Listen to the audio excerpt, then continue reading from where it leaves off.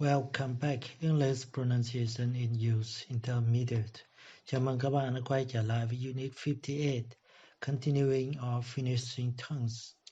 Đấy, ở đây thì người ta nói cho chúng ta biết được rằng là trong cái quá trình mà người ta nói, đúng chưa? Thì người ta coi rằng là cái người nghe là đã biết được cái background, cái nền của cái câu chuyện rồi.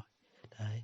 Sau đấy thì người ta sẽ giới thiệu những cái chi tiết mới, đúng chưa? Và giọng người ta đi xuống, đúng chưa? Đấy. This shows that we have finished the story. Đấy. Để chỉ ra rằng là chúng ta kết thúc cái câu chuyện. Bây giờ chúng ta sẽ nghe xem là người ta phát âm nó như thế nào. 1. You know Max's grandfather died? Yes. Well, he's left all his money to charity. 2. You know Max's grandfather died? Max's grandfather died? Yes. Well, he's left all his money to charity. Đấy. Người ta xuống giọng cái chỗ này. Đấy. You know Max's grandfather died? Oh. Yeah, terrible, isn't it? You know Max's grandfather died? Oh, yeah, terrible, isn't it? Đúng chưa? Thì các bạn thấy rằng khi mà cái thông tin như thế thì ở đây giống như là cái thông tin mà how to say là kết thúc cái khi mà chết, đúng không? Thì người ta xuống giọng kết thúc câu chuyện kiểu nghe nó giọng buồn, đúng chưa? Đây, ở đây có cái sự khác nhau. Right. In one, he is checking that B knows about Max's grandfather death. Cái thông tin đấy thì người kia đã biết rồi, nhưng mà cái việc có lẽ là đưa hết số tiền về từ thiện thì có thể là chưa. Còn câu chuyện thứ hai thì anh ấy đang nói với B cái thông tin mới, vì vậy giọng đi xuống. Còn cái này là để check thông tin nên là giọng đi lên. Thì cả hai người đều biết rồi, đúng không? Ở cái này thì có thể là chưa biết nên là thông tin mới, đúng không? Thông tin mới. Tiếp tục ở phần thứ hai, listeners also signal if they expect the story to continue or not. In conversation, one above, B's voice goes up at the end when says yes. This shows that she expects A to continue. In conversation 2, B's voice goes down at the end when she says oh. This shows that she knows A has finished telling her the news. There are more examples in the conversations below. Listen. 7b. They all have a guarantee. C81. 1. You know Max's grandfather died? Yes. Well, he's left all his money to charity. 2. 7b. They all have a guarantee. C81. 1. You know Max's grandfather died? Yes. Well, he's left all his money to charity. 2.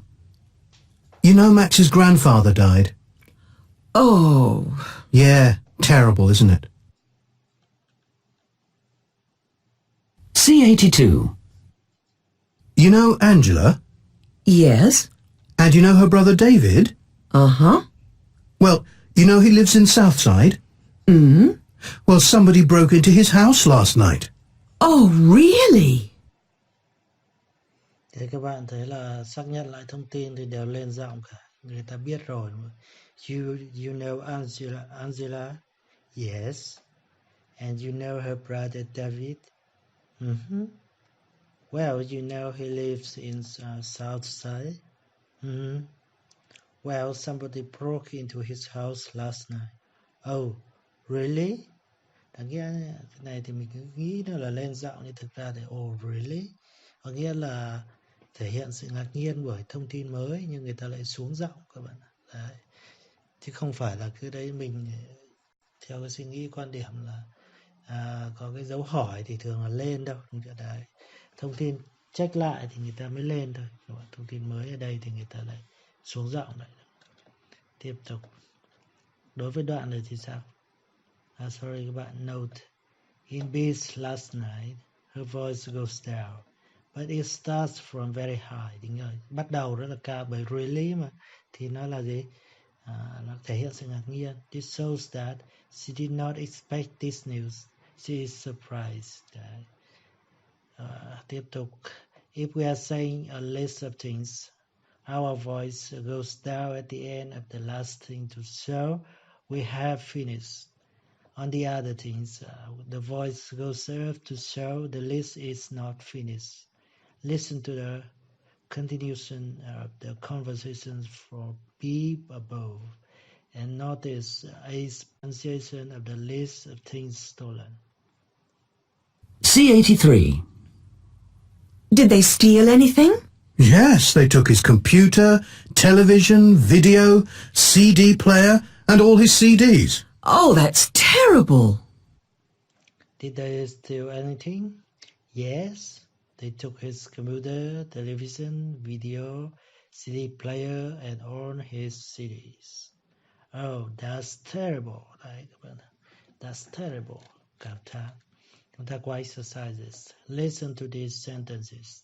If they are said as news thì hạ xuống. Right, oh. If they said as check questions, đi lên. Right, yes. Đấy.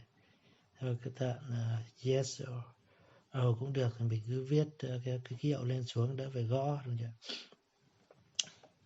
Bây giờ chúng ta cùng xem nhé. Lắng nghe. C84. Examples. You know, Bradford won. You know, Bradford won. Bradford won. You know Sylvia's had a baby. A baby, như vậy baby là gì? Lên, nên là yes. Đây lên. Còn đây xuống. 1. You know I'm a photographer. You know I'm a photographer. Đi lên rồi nha. 2. You know Danny's got flu. You know Danny's got flu. Bạn có biết là Danny thì đã bị cảm cúm hay không? 3. You know she's gone. You know she's gone. Xuống rồi. 4. You know he broke his arm. You know he broke his arm. Lên rồi. 5. His arm. You know the war's finished. You know the war's finished. Lên rồi. Còn nếu xuống là gì? Finish. Finish. Còn đây là finish. Lên. 6. You know the meeting is cancelled. You know the meeting is cancelled. Đấy, đi xuống. 58.2, you will hear a story. The speaker on the recording will ask questions to check that you know some background information, which is in the text below. Say yes, with your voice going up at the end.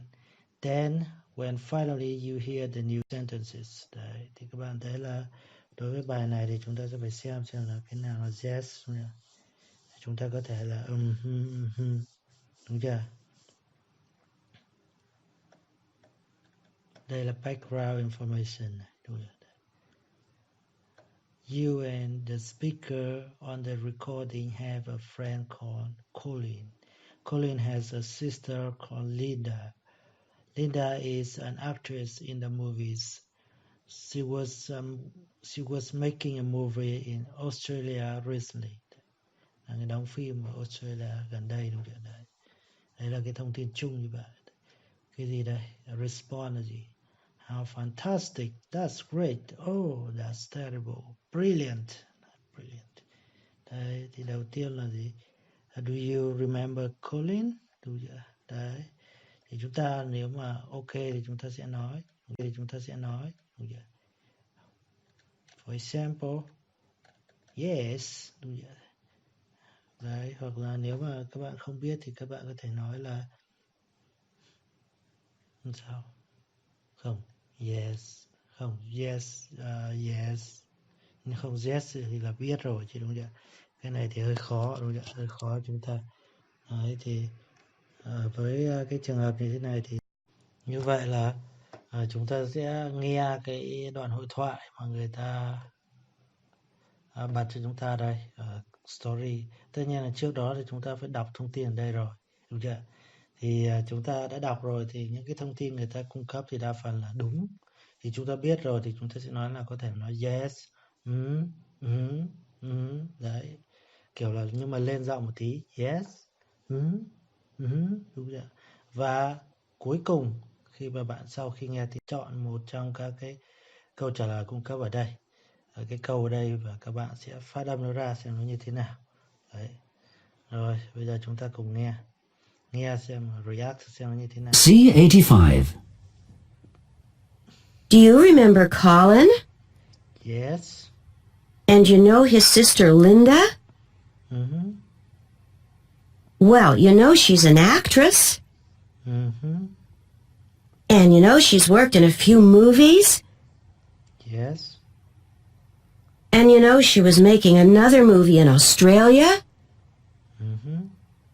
Well, a spider bit her and she's very sick. Oh, that's terrible.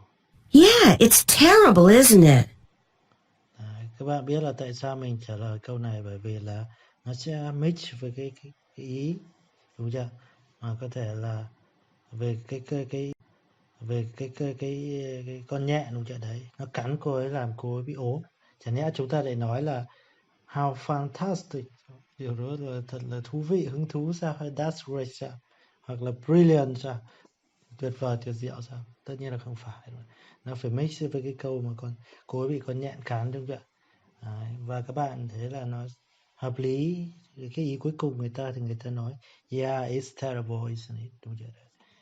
Đấy là cái bài C85. Tiếp tục chúng ta qua 58.3. Read these conversations, right? Dấu chấm than. After really, if you think B would be surprised at A's news, and just write dot, dấu chấm, if you think B would not be surprised. Then listen and check. If you know if B is surprised because the voice is very high. Đấy. Như vậy thì chúng ta sẽ đoán xem ở đây là gì? There's a lot of water in the sea. Oh, really? Tất nhiên là không có gì ngạc nhiên cả. Tất nhiên là có nhiều nước ở trong biển đó. Number 1. My husband is an astronaut. Đấy. Thì bây giờ mình nói là gì? Oh, really? Giờ có thể là thông tin nền ta không biết thì ta có thể điểm ở đây dấu chấm than.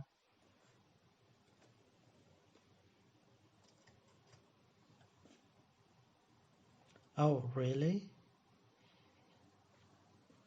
Đây. A bike has two wheels. Sorry, a bike has two wheels. Xe đạp có hai bánh thì có gì đâu mà ngạc nhiên, đúng chưa? Nên là theo mình thấy đây sẽ là một dấu chấm. Vẽ một cái dấu chấm, dấu tròn đây. Đúng chưa? 3. My grandmother's is 130. Oh my god. Làm sao? Tất nhiên là phải dấu chấm than. 130 tuổi thì các bạn thấy là quá thọ. Và cuối cùng là gì? There's a program on TV tonight. Quá bình thường, có chương trình truyền hình trên, có chương trình trên TV vào tối nay. Tối nay không những có một mà có nhiều rồi chứ. Rồi chúng ta sẽ nghe. C86. Example. There's a lot of water in the sea. Oh, really? Oh, 1. really? My husband is an astronaut. Oh, really? Oh, really? 2. My bike has two wheels. Oh, really? Oh, really? 3. My grandmother is 130. Oh, really? Really? 4. There's a program on TV tonight. Oh, really? Oh, really? Không có gì mới cả. 58.4. What did you do yesterday? Answer this question by giving a list of your actions. Make sure your voice goes up at the end of each action until the last one. Then your voice goes down. Record yourself if possible. Well, I got up, had breakfast, went to work, and finally I went to bed. Câu chuyện của chúng ta đây. Hôm qua chúng ta làm gì, đúng chưa? Đấy, well, I got up, she said, had breakfast, went to school, đúng chưa? Đấy. Nếu các bạn đi học hoặc là went to work giống như họ, đúng chưa? Rồi có thể là gì? Hang out with our friend, đúng chưa? Đấy. Hoặc là gì? Went to coffee shop, đúng chưa? Hoặc là went to the bar, đấy. Went to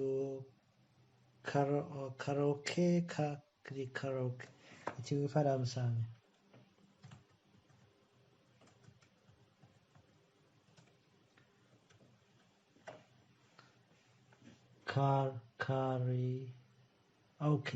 Karaoke. Đây là karaoke. Đúng chưa? Hoặc là chúng ta gì? Went to play football, đúng chưa? Something like that. Hoặc là gì? Went to the cinema, vân vân. Đấy là những cái activity, nhưng mà nhớ là cái activity cuối cùng. Ví dụ như and thì finally went to bed, thì bed là sẽ xuống giọng, còn từng cái hoạt động thì chúng ta lên giọng. Rồi, bài học của chúng ta tạm dừng ở đây, đúng chưa? Cũng khá là thú vị. Chúng ta biết là lên xuống như thế nào trong những cái hành động mà mang tính chất liệt kê. Đấy. Rồi là chúng ta sẽ phản ứng lại. Khi mà check lại cái thông tin cũ thì chúng ta có thể là ở trong thông tin mà ta đã biết rồi chúng ta lên giọng, đúng chưa? Thông tin mới thì có thể là xuống giọng. Rồi cái gì nó surprise thì các bạn cứ lên giọng, đúng chưa? Và đại diện bằng một dấu chấm than. Rồi cái gì đấy nghe nó bình thường, normal thì chúng ta kết thúc.